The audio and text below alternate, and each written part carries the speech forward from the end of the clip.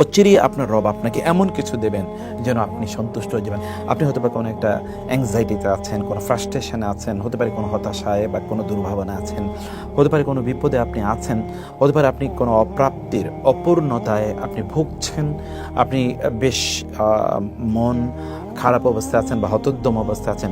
এই অবস্থায় কিন্তু সূরাতুদ দোহা আপনাকে পথ দেখাতে পারে। আলোর কথা এখানে আল্লাহ তাআলা বলেছেন ওয়াদ-দোহা। যেমন ধরুন আপনার জীবনে কোনো রাত এসেছে, রাত মানে হচ্ছে অন্ধকার, আপনি চারিদিকে কিছুই দেখতে পাচ্ছেন না, মনে হচ্ছে যেন আপনার গোটা ভবিষ্যৎটি আপনার জন্য খুবই অনিশ্চিত এবং একটি দুর্ভাবনাময়, অথবা এটি ধরুন অন্ধকারাচ্ছন্ন। কিন্তু আপনার মনে রাখতে হবে রাত যত গভীর, দিন কিন্তু ততই নিকটবর্তী। এবং দিনের কোন সময়ের কথা বলেছেন ওয়াদ-দোহা, যখন আলো চারিদিকে ছড়িয়ে পড়ে। দোহা মানে হচ্ছে এমন সময় যখন আলো চারিদিকে ছড়িয়ে পড়ে এবং সর্বত্র আলোর যে ছটা, মানে আলোক ছটা চারিদিকে যখন ছড়িয়ে পড়ে, সকল অন্ধকার দূরীভূত হয়ে যায়, সেটাকে কিন্তু দোহা বলে। এই দোহার শপথ আল্লাহ তাআলা করছেন।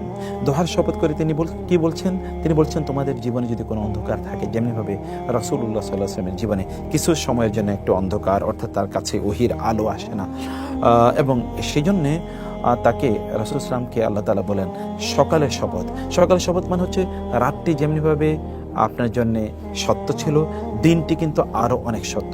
বা রাতের যে সামান্য একটু অন্ধকার আপনার জন্য ছিল, দিনের আলো কিন্তু তার চেয়ে আরও অনেক ব্যাপ্তি নিয়ে আপনার কাছে আসবে। অথবা রাত যেহেতু একটু গভীর হয়েছে, দিন কিন্তু আরও কাছাকাছি আপনার কাছে চলে এসছে। আর আপনার রাতের গভীরতার চেয়ে দিনের আলো আপনার জন্য অনেক অনেক বেশি, সে কথা বলা হয়েছে। এবং আপনাদের জন্য ধৈর্যের একটা বিষয় এখানে আছে। আপনি যদি সত্যিকার অর্থে কোনো মুশরিক পড়ার মতো কোনো ঘটনা ঘটে, তাহলে আল্লাহর উপর আপনি বিশ্বাস রাখুন, ধৈর্য ধারণ করুন। দ্বিতীয় খুবই গুরুত্বপূর্ণ একটি বিষয়, তাহলে যে রাসূলুল্লাহ সাল্লাল্লাহু আলাইহি ওয়াসাল্লামের সব কিছুই তার কাছে ছিল, এবং তিনি তার আরবের সবচেয়ে সম্ভ্রান্ত বংশে তিনি জন্ম নিয়েছেন, সবচেয়ে সম্ভ্রান্ত নারীকে তিনি বিয়ে করেছেন, সবচেয়ে মর্যাদাবান ব্যক্তিকে তিনি। তারপরও তার কিছুদিনের জন্য ওহী আসেনি, তিনি কেমন হতোদ্যম হয়ে পড়ছিলেন, অথবা তিনি কেমন যেন একটু মনমরা হয়ে পড়ছিলেন। আর আমরা যারা কোরআন থেকে এত দূরে আছি, আমাদের কেমন মনমরা হয়ে থাকার কথা চিন্তা করে দেখুন তো। কোরআন আসেনি বলে তিনি খুবই টেনশনের মধ্যে পড়ে গেছেন। আর আমরা যে মাসের পর মাস, বছরের পর বছর কোরআনকে স্পর্শ করি না, আমাদের কি হওয়ার কথা? কোরআন কিন্তু আলো, যেমন ওয়াদ-দোহা। আর আপনার জীবনে আলো আসবে কোত্থেকে? কোরআন থেকে তো আলো আসবে। কোরআনকে স্পর্শ করা, ধরা, কোরআনকে পাঠ করা, এই কথা আল্লাহ তাআলা বলছেন ওয়াল্লাইলি ইযা সাজা। এবং রাতের অন্ধকার কিন্তু দূরীভূত হয়ে যাবেই। আল্লাহ সুবহানাহু ওয়া তাআলা যেমন রাতের অন্ধকার দূর হয়ে যাবে, আলো আসবে তিনি বলেছেন, ঠিক আপনার জীবনেও কিন্তু আলো আসবেই। এটি আপনাকে নিশ্চিতভাবে বিশ্বাস করতে হবে। আল্লাহ সুবহানাহু ওয়া তাআলা আপনাকে বিপদ দিয়ে পরীক্ষা করেন, অতএব আপনাকে ধৈর্য ধারণ করতে হবে। এরপরে আল্লাহ তাআলা বলেন মা ওয়াদ্দাআকা রাব্বুকা মা ক্বালা। আপনার রব আপনাকে ছেড়েও যাননি, আপনার রব আপনাকে ভুলেও যাননি। সত্যি কি আপনার রব আপনাকেও ছেড়ে গিয়েছেন বা আপনাকে ভুলে গেছেন? তিনি যদি আপনাকে বলে যেতেন, আপনি কি বেঁচে থাকতে পারতেন পৃথিবীতে? আপনি যে নিঃশ্বাস নিচ্ছেন, আপনি যে অক্সিজেন গ্রহণ করছেন, আপনি যে চিন্তা করছেন, আপনি যে কথা বলছেন, আপনি যে হাত নাড়াচ্ছেন, আপনি যে চোখ দিয়ে অন্যদিকে তাকাচ্ছেন, সেগুলো তো তিনি আছেন বলেই এগুলো হচ্ছে। আর তিনি যদি না থাকতেন, তাহলে everything would have be stopped. সব কিছু কিন্তু বন্ধ হয়ে যেত। সূর্য উঠতো না, চাঁদ উঠতো না, বাতাস বইতো না, সমুদ্রে পানি থাকতো না, আকাশ থেকে বৃষ্টি ঝরতো না, আলো থেকে সূর্যের আলো আমরা পেতাম না, আমাদের জমিন ফসল উৎপাদন করতো না, তাই না? আমাদের কিডনিগুলো ফাংশন করতো না, আমাদের হার্ট বিট করতো না, আমাদের চোখ থেকে আমরা দেখতে পেতাম না, কোনো কিছুই পৃথিবীতে চলতো না, সব স্থবির হয়ে যেত, তাই না? কিন্তু তা তো হয়নি, কারণ তিনি আপনাকে পরিত্যাগ করেননি, তিনি আপনাকে ভুলেও যাননি। লা তাখুযুহু সিনাতুন ওয়ালা নাওম। অতঃপর ওয়ালাল আখিরাতু খায়রুল লাকা মিনাল উলা। আপনার জন্য অতীতের চেয়ে ভবিষ্যৎ কিন্তু অনেক ভালো হবে। আপনি নিজে একবার চিন্তা করে দেখুন তো, আপনাকে কি আল্লাহ তাআলা ছেড়ে দিয়েছেন? আপনার প্রত্যেকটি মুহূর্ত কিন্তু আপনার জন্য কল্যাণকর হচ্ছে। কেবল আপনার কাজ হচ্ছে আপনার রবের উপর বিশ্বাস রাখা, তার উপর তাওয়াক্কুল করা এবং তার উপর নির্ভরতাকে আমরা বাড়িয়ে দেয়া। লাউ কুনতুম তাওয়াক্কালতুম আলাল্লাহি হাক্কা তাওয়াক্কুলিহি। সত্যিকার অর্থে আল্লাহর উপর যদি আপনি তাওয়াক্কুল করতে পারতেন, তাহলে যেমনিভাবে তিনি পাখিদেরকে খাওয়ান, আপনাকে তেমনিভাবে ভাগ খাওয়াতেন। কিন্তু আপনি বা আমি তো আল্লাহর উপর সেরকম তাওয়াক্কুল করতে পারি না। আপনি বিশ্বাস রাখুন, নিশ্চিত বিশ্বাস রাখুন। আপনি তাওয়াক্কুল করতে পারলে আপনার ভবিষ্যৎ আপনার জন্য আরও অনেক কল্যাণকর। আপনি হয়তো মনে করেছেন আপনার অতীতে যা ছেড়ে গিয়েছে অথবা যেটি আপনার কাছ থেকে চলে গেছে, যা হারিয়ে গিয়েছে, তা বুঝি আপনাকে শেষ করে দেবে না। আল্লাহ তাআলা আছেন, তিনি আপনার জন্য আরও বেটার, আরও অনেক কল্যাণকর প্ল্যান হতে পারে রেখেছেন। এই জন্য আল্লাহর প্ল্যান কিন্তু আপনার জন্য অনেক বেশি কল্যাণকর। আপনি তো ভবিষ্যৎ জানেন না, তিনি জানেন। আপনি তার সামনে আছেন, তিনি জানেন যে আপনার কেন এটি ঘটেনি, এটি যদি আপনার ঘটতো তাহলে আপনার কী বিপদ হতো, তিনি জানেন। এই জন্য তিনি সেটি আপনার জন্য করেননি, আপনার জন্য অতীতে কি তা করেনি। রাসূলুল্লাহ সাল্লাল্লাহু আলাইহি ওয়াসাল্লামকে আল্লাহ তাআলা সান্ত্বনা প্রদান করলেন, এবং সত্যিই তো তাই। ওয়ালাল আখিরাতু খায়রুল লাকা মিনাল উলা। মক্কায় তিনি নির্যাতিত, মদিনায় গিয়ে তিনি প্রেসিডেন্ট হয়েছেন। কিছুদিন পরে আল্লাহ তাআলা তাকে আসমানে ডেকে নেবেন তার সাক্ষাতে। আল্লাহ রাসূল সাল্লাল্লাহু আলাইহি ওয়াসাল্লামের জন্য এই মক্কাবাসীরা কিছুদিন পর আত্মসমর্পণ করবে। গোটা পৃথিবী তাকে সবচেয়ে বেশি স্মরণ করবে। এই পৃথিবীতে তার চেয়ে বেশি সম্মান কার? এই পৃথিবীতে তার চেয়ে বেশি নাম স্মরণ করে কে, কার? ওয়ালা যিকরুল্লাহ, আল্লাহ তাআলা বলেছেন ওয়া রাফা'না লাকা যিকরাক, আপনার স্মরণকে আমি উৎসর্গিত করেছি। পরে আমরা সেই বিষয়টি দেখতে পাবো। আল্লাহ তাআলা তারপর বলেন ওয়ালা সাউফা ইউতিকা রাব্বুকা ফাতারদা, অচিরেই আপনার রব আপনাকে এমন কিছু দেবেন যেন আপনি সন্তুষ্ট হয়ে যাবেন। তাকে হাউজে কাউসার দেওয়া হয়েছে, কিয়ামতের দিন তাকে এক্সক্লুসিভলি সুপারিশ করার মতো তাকে ক্ষমতা দেওয়া হয়েছে। এগুলো রাসূলুল্লাহ সাল্লাল্লাহু জন্যই কেবল এক্সক্লুসিভ, আর কারোর জন্য এরকম কিছু নেই। আল্লাহ তাআলা তার রাসূলকে এটি প্রদান করেছেন। তার জীবন ব্যবস্থা কিয়ামত পর্যন্ত অব্যাহত থাকবে। কিয়ামতের আগে যে নবী আসবেন, অর্থাৎ ঈসা আলাইহিস সালাম, নবী হিসেবে তিনি আসবেন না, তিনি মুহাম্মদ সাল্লাল্লাহু আলাইহি ওয়াসাল্লামের উম্মার একজন সদস্য হিসেবে তিনি আসবেন। এই যে, এবং তিনি মুহাম্মদ সাল্লাল্লাহু আলাইহি ওয়াসাল্লামের দিনকে আবার তিনি কায়েম করবেন, প্রতিষ্ঠা করবেন ঈসা আলাইহিস সালাম এসেও। এই যে আল্লাহ তাআলা তাকে যা দেবেন তাতে পেয়ে তিনি সন্তুষ্ট হয়ে যাবেন, এটা আল্লাহ তাআলা তার রাসূলকে বলছেন। এবং আপনার জন্য কিন্তু এমনই প্রযোজ্য। আপনার অতীত নিয়ে আপনার টেনশন করার দরকার নেই। আপনি কেবল তাওয়াক্কুল রাখুন, বিশ্বাস রাখুন, আল্লাহর কাছে প্রার্থনা করুন, ধৈর্য ধারণ করুন। তাইলে দেখবেন আপনাকে আল্লাহ তাআলা এমন কিছু প্রদান করবেন যে আপনি সন্তুষ্ট হয়ে যাবেন। যেমনিভাবে আল্লাহ তাআলা তার রাসূলকে এ কথা বলে তিনি বলেছেন আলাম ইয়াজিদকা ইয়াতীমান ফাআওয়া, আপনি কি অতীতে ইয়াতীম অবস্থা ছিলেন? আপনার বাবা মারা গিয়েছে ছোটবেলা, আপনার জন্মের আগে আপনার মা মারা গিয়েছে, আপনার ছোটবেলায় আপনার দাদা মারা গিয়েছে, আপনি তো আপনার চাচার ঘরে বড় হয়েছেন। তারপরে আপনি দেখেন না এই পৃথিবীর শ্রেষ্ঠতম নারীকে আপনার কাছে বিয়ে দিয়ে দিয়েছি, আপনাকে নবী বানিয়েছি, আপনাকে সবচেয়ে সম্মানিত করেছি, এগুলো আপনি দেখেন না? তো ফলে আপনাকে তো আপনার রব ইয়াতীম অবস্থায় পেয়েছিলেন, তিনি আপনাকে আশ্রয় দিয়েছেন। কীভাবে আশ্রয় দিয়েছেন? সবচেয়ে সম্মানজনকভাবে আপনি বড় হয়ে উঠেছেন। এবং আপনি ছিলেন, আপনি পথ চিনতেন না, আপনি জানতেন না যে কোনটা তাওহীদের পথ, আপনি জানতেন না যে কোনটা দ্বীনের পথ, আল্লাহ এবং আখিরাত, এগুলো আপনি ভালো জানতেন না। কিন্তু আমি আপনাকে সেটি দেখিয়ে দিয়েছি, হেদায়েত দিয়েছি, সঠিক পথ আমি আপনাকে প্রদর্শন করেছি। এবং আমি আপনাকে পেয়েছি যে আপনার কারণ আপনার বাবা যখন মারা গেছে তখন আপনার কোনো সম্পত্তি নেই, সামান্য মাত্র দুটো উটের মতো কিছু রেখে গিয়েছে। তারপরে কিন্তু আমি খাদিজার কাছে আপনার বিয়ে দিয়েছি।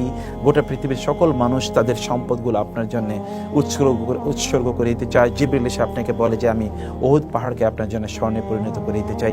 আমি তো আপনাকে অমুখাপেক্ষী বানিয়েছি, মানে কারো কাছে আপনার মুখাপেক্ষী আমি করিনি। আমি কি এটি করিনি আপনার জন্য? ফলে অতীতে আমি আপনাকে ইয়াতীম অবস্থায় পেয়েছিলাম, আশ্রয় দিয়েছি। আপনাকে আমি পেয়েছিলাম পথহারা, আপনাকে পথ দেখিয়েছি। এবং আপনাকে আমি পেয়েছি এরকম যে আপনি কপ্পরদকহীন, মানে আপনার কোনো অর্থ সম্পদ নাই, কিন্তু আমি আপনাকে সবচেয়ে বেশি ধনী বানিয়েছি। ফলে আমি যেমনভাবে এটি করেছি তেমনিভাবে আমি এখন আপনার দুঃখ গুছিয়ে দিতে পারি, ঠিক তেমনিভাবে আমি আপনার এখন সমস্যার সমাধান করে দিতে পারি, আমি আপনার সম্মান বাড়িয়ে দিতে পারি, আমি আপনার দিনকে বিজয়ী করে দিতে পারি, আমি গোটা পৃথিবীকে আপনার কাছে আত্মসমর্পণ করতে বাধ্য করতে পারি, আপনার দিনকে আমি গোটা পৃথিবীতে সবচেয়ে বেশি শক্তিশালী করতে পারি, আপনার ফলোয়ারের সংখ্যা সবচেয়ে বেশি রাখতে পারি, এবং কিয়ামতের দিন আপনাকেই কেবলমাত্র সুপারিশের অধিকার আমি দিতে পারি। ইত্তকার হাউজে কাউসার কেবল আপনাকে আমি দেব। ইত্তকার তো আমি আপনাকে দিচ্ছি। ঠিক তেমনিভাবে আমরা যারা শুনছি আমাদের জন্য কিন্তু এটি প্রযোজ্য। আমাদের অতীতের অবস্থা আপনি একবার চিন্তা করে দেখুন। হতে পারে আপনার ছোটবেলা বাবা মা মারা গিয়েছে, আপনি কিন্তু এখন শক্তিশালী অবস্থায় আছেন। হতে পারে যে আপনার বাবা মা ছিল কিন্তু তারা আপনার ততটা টেক কেয়ার করেনি, কিন্তু আপনি এখন অনেক মর্যাদাবান অবস্থা আছেন। হতে পারে যে আপনি ছোটবেলায় খুবই আপনি অর্থহীনভাবে, মানে খুব সাধারণ সাদামাটা জীবনযাপন করেছেন, এখন কিন্তু আপনার অর্থের অভাব নাই। হতে পারে আপনি তখন এতটা সম্মান ছিল না, কিন্তু এখন আপনার প্রচুর পরিমাণ সম্মান আছে। হতে পারে যে ছোটবেলা আপনার অনেকে আপনার উপর নিপীড়ন করেছে, নির্যাতন করেছে, আপনাকে তুচ্ছ-তাচ্ছিল্য করেছে। হতে পারে যে আপনি সমাজে ততটা সম্মানিত ছিলেন, কিন্তু এখন আপনার অনেক কিছু হয়েছে। এগুলো কি আল্লাহ তাআলা আপনাকে দেননি? অতএব এগুলো যেভাবে আল্লাহ তাআলা আপনাকে দিয়েছেন অতীতের থেকে, আপনার বর্তমান অবস্থা যেমনিভাবে অনেক বেটার, ভবিষ্যতে কিন্তু তিনি আপনার জন্য অনেক কল্যাণকর করতে পারেন। এই সূরাতে সে কথা বলা হচ্ছে। অতঃপর আপনার কাজ কি? রাসূলুল্লাহ আল্লাহ তাআলা বলেন, ফাআম্মাল ইয়াতীমা ফালা তাকওয়া, কারণ আপনি তো ইয়াতীম ছিলেন, অতএব আমি আপনাকে আশ্রয় দিয়েছি, এখন আপনার দায়িত্ব হলো ইয়াতীমদেরকে আশ্রয় দেওয়া। সুবহানাল্লাহ। ইয়াতীমদের প্রতি নজর রাখা।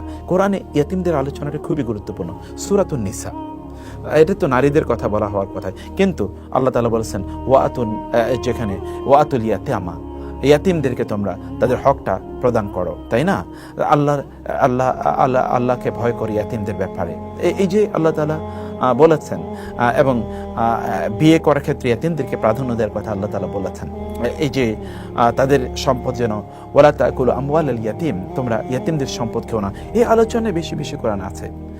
এবং আরাইতাল্লাযী ইউকাযযিবু বিদ্দীন ফাযালিকাল্লাযী ইয়াদউল ইয়াতীম, এই যে আল্লাহ তাআলা বলেন ইয়াতীম, অতএব আপনি যেহেতু ইয়াতীম ছিলেন সে কারণে আপনি ইয়াতীমদের টেক কেয়ার করবেন অনেক অনেক বেশি। তাইলে আপনি যে আগে ইয়াতীম অবস্থায় থাকার পর আল্লাহ আপনাকে আশ্রয় দিয়েছেন, সেই প্রতিদান এখানে প্রদান করা হবে। 2 নম্বর, ওয়াম্মা সাইলা ফালা তানহার, আপনাকে তো আমি ধনী বানিয়েছি কারণ আপনার সম্পদ ছিল না, আমি আপনাকে সম্পদ প্রদান করেছি। ফলে আপনি যখন ওখানে সম্পদের অধিকারী হন তখন অন্যদেরকে আপনি বঞ্চিত করবেন না। সুবহানাল্লাহ। এখন তো সম্পদশালীরা যাদের কম আছে তাদেরকে বঞ্চিত করার জন্য যত ধরনের মেকানিজম আছে, সকল মেকানিজম তারা খোঁজে। যার যত বেশি সম্পদ সে সবচেয়ে বেশি জুলুম করে কাদের উপর? যাদের কম আছে তাদের উপর। হয়তোবা তাদের বস্তি পুড়িয়ে দেবে, তাদের সাধারণ ঘর বাড়িগুলো লুট করবে, তাদের ব্যাংকের টাকা তারা লুট করে নিয়ে যাবে। সাধারণ মানুষের, আপনি অনেক প্রভাবশালী শক্তিশালী ব্যক্তির সম্পদ লুট করতে পারবেন না, কিন্তু দেখবেন এরা কাদের সম্পদ লুট করে? ওই সাধারণ মানুষের সম্পদ লুট করে। আল্লাহ তাআলা বলছেন খবরদার তোমরা এটি করবে না। ওয়ামা সাইলা ফালা তানহার, যারা তোমার কাছে চায় তাদেরকে তুমি ফিরিয়ে দিও না। চায় কে? যার নাই সেই তো চায়, তাই না? তাকে ফিরিয়ে দেবেন না। যেটি আল্লাহ তাআলা বলেছেন যে তাদেরকে গলা ধাক্কা দিয়ে বের করে দেয়া, তাদের উচ্চস্বরে তাদের সাথে কথা বলা, তাদেরকে তুচ্ছ-তাচ্ছিল্য করা, তাদেরকে হীন বা হেয় করা, এটি আপনি করবেন না। কারণ সম্পদ দেওয়ার মালিক আল্লাহ, এবং এটি তিনি ছিনিয়ে নিতেও পারেন। আপনার কাজ হচ্ছে এগুলো। এবং সর্বশেষ, ওয়াম্মা বিনিআমাতি রাব্বিকা ফাহাদিস, আল্লাহ যেহেতু আপনাকে নিয়ামত দিয়েছেন, হেদায়েতের নিয়ামত দিয়েছেন, এই জন্য আল্লাহর শুকর আপনি আদায় করুন। আল্লাহ যে আপনাকে মর্যাদা দিয়েছেন এই জন্য আল্লাহর শুকর আদায় করুন। ঠিক আপনাদের জন্য একই জিনিস প্রযোজ্য। আপনার অতীতের জীবনের তুলনায় এখন আপনি অনেক ভালো আছেন। অতীতে হতে পারে যে আপনি খুব সাদামাটা জীবনযাপন শুরু করেছেন, কিন্তু এখন আপনি হতে পারে যে বহু অট্টালিকার মালিক, বহু গাড়ি বাড়ির মালিক, অনেক সম্পদের মালিক, অনেক সম্মানের মালিক, হাজার হাজার লক্ষ লক্ষ লোক হতে পারে যে আপনার কথায় উঠা বসা করে। আপনার কি আল্লাহর প্রতি কৃতজ্ঞতা আদায় করতে হবে না? আপনি কি ছোট যখন ছিলেন তখন কি এরকম অবস্থা ছিলেন? তা তো ছিলেন না। নিশ্চয়ই এখন আল্লাহ আপনার মর্যাদা অনেক অনেক বাড়িয়ে দিয়েছে, সম্মান অনেক বাড়িয়ে দিয়েছে। ফলে আপনি যারা এখন আপনার ছোটবেলার কথা স্মরণ করে, যারা এখন আপনার তুলনায় সম্মানে অথবা সম্পদে বা প্রভাবে কম, তাদেরকে তুচ্ছ-তাচ্ছিল্য করবেন না, তাদেরকে হেলায় অবহেলা তাদেরকে করবেন না, অথবা তাদের অপমান লাঞ্ছিত তাদেরকে করবেন না, তাদেরকে চোখ রাঙাবেন না, তাদের উপর আপনার শাসনের ছড়ি তাদের উপর ঘোরাবেন না, এটি আপনি করবেন না। বরং প্রত্যেকটি মুহূর্তে আল্লাহর কৃতজ্ঞতা আপনি আদায় করুন। এখানে যে সিকোয়েন্স, প্রথম দুটো জিনিসের শপথ করে আল্লাহ তাআলা আপনার বর্তমানের টেনশন, আপনার অ্যাংজাইটি, আপনার দুর্ভাবনার কথাগুলো তুলে ধরার পর আল্লাহ বললেন যে এই দুর্ভাবনা আমি দূর করে দেবো, যেমনিভাবে আমি অতীতে তোমার দুর্ভাবনা দূর করে দিয়েছি। অতএব তোমার দায়িত্ব হচ্ছে তোমার এই দুর্ভাবনা দূর করার পর তুমি আল্লাহর প্রতি বা তুমি আরও বেশি বৈশিষ্ট্যমণ্ডিত হওয়া, তুমি আরও বেশি কল্যাণকর হওয়া, তুমি আরও বেশি যে মূল্যবোধ আছে অথবা এথিক্স আছে, নৈতিকতা আছে, নৈতিকতা সম্পন্ন হওয়া। আমাদের কাছে এখানে মেসেজ আছে। মেসেজটি হলো আমরা যেন হতাশ না হয়ে পড়ি। হতাশার জন্য এখানে টনিক আছে, হতাশার জন্য এখানে রয়েছে অ্যান্টিবায়োটিক, অ্যান্টিসেপটিক রয়েছে, এখানে অ্যান্টি ডিপ্রেশন এর কথা এখানে রয়েছে। ডিপ্রেশন থাকবে না আপনার যদি আপনি গভীরভাবে সূরাতুদ দোহা উপলব্ধি করেন। এবং সূরাতুদ দুহা মানে হচ্ছে ভোরের আলো। একেবারে শুরু করেছেন আল্লাহ সুবহানাহু ওয়া তাআলা যে কথা দিয়ে, শেষে বললেন তিনি সেই কথা দিয়েই আল্লাহর কাছে ফিরে আসা। তাইলে তিনি আমাদের গোটা জীবনকে আলো দিয়ে ভরিয়ে দেবেন। আল্লাহ বুঝার তৌফিক দান করুন। হাযা ওয়া সাল্লাল্লাহু সুবহানাহু ওয়া তাআলা নবিয়ানা মুহাম্মদ ওয়া আলিহি ওয়া সাহবিহি আজমাইন। আসসালামু আলাইকুম ওয়া রাহমাতুল্লাহি ওয়া বারাকাতুহু।